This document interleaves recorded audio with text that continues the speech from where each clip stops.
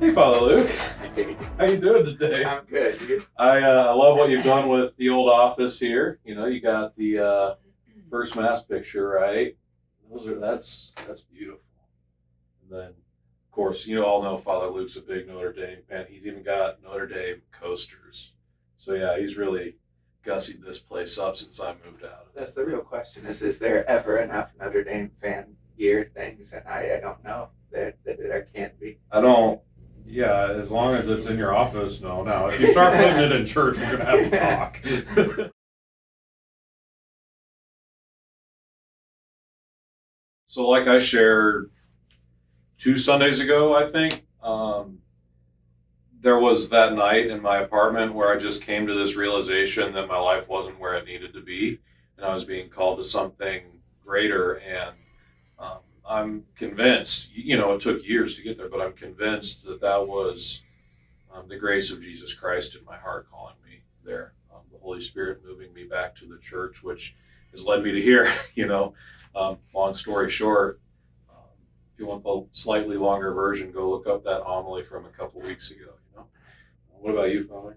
I would say the same thing. Everybody, myself, I can point to different moments in prayer or in seminary or before that were special.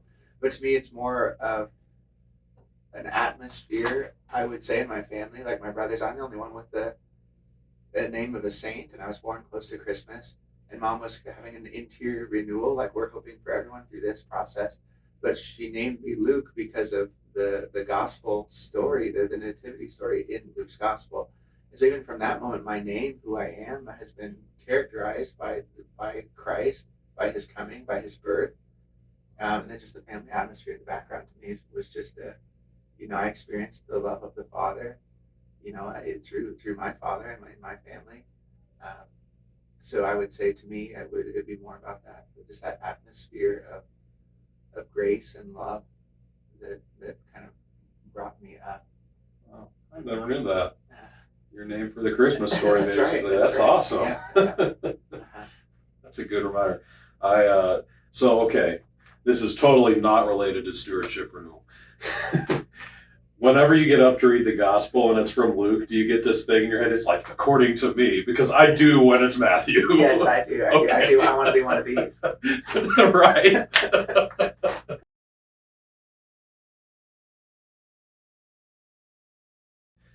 Well, you had a good line, right? It gets us up in the morning because we have to go say mass.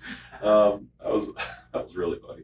But for me, especially on Sundays, proclaiming the gospel and having to preach on it just reminds me every day, and especially, like I said, every Sunday, this is how I'm supposed to live. Like, this is how I'm supposed to get to heaven. Um, Jesus didn't tell us this stuff for no reason, and uh, and so every day in that encounter that I'm privileged to have because I'm a priest, I'm just continually put closer to Christ and what He's calling us to do with our lives. Um, and that's really the best I can explain it is how the gospel is moving me every day because I'm encountering it every day. I'm praying with it every day. And it's showing me how to live my life. And hopefully, um, I'm living my life better because of it. For me, I would say that I don't sit at my desk or here in my office trying to come up with ideas of how to be moved into action. Like I'm going to the drawing board or coming up with these ideas. To me, rather responding to the gospel is about having this like latent energy or enthusiasm, this love that when it meets an occasion of need in a particular circumstance or moment in the day, that there's something there to respond. So to me, that's kind of how I would, focus on, or how I recognize the gospel moving me to action is this like interior movement that meets a specific real circumstance in the day rather than just trying to hypothetically come up with all these things that I could do. I think that about wraps it up, doesn't it? I think so. Is this our last video, Samantha? Well, thank you all for spending this time of stewardship renewal with us and just journeying with us, as it's not just been about the time, talent, and treasure this year, but about going to the depths of our heart and the depths of our story. What makes us Christian, right? Why are we here? What has God done in my life?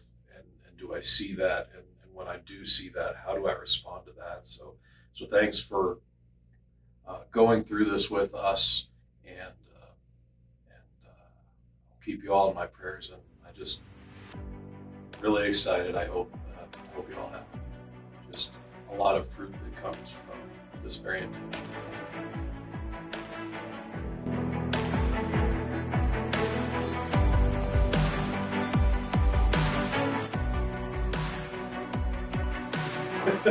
Oh, is it a fake opening?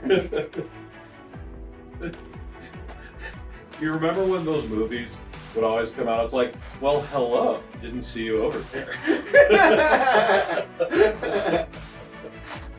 Wasn't expecting you here. Okay, so now that we've got the gag reel filmed.